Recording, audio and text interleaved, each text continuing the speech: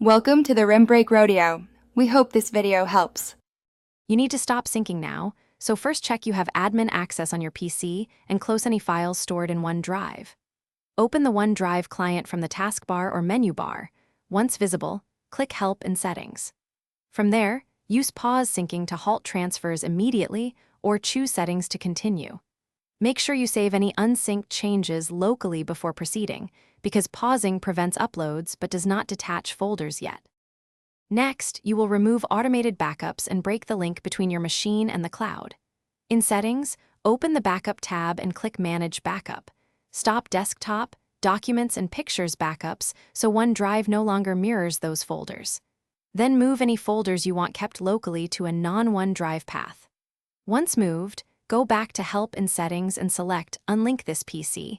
Confirm the unlinking. This prevents further syncs while preserving local files if you moved them first.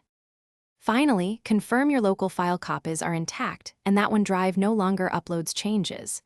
If you want a permanent stop, disable OneDrive from starting with the system in Task Manager or uninstall the app via Settings, otherwise keep it unlinked.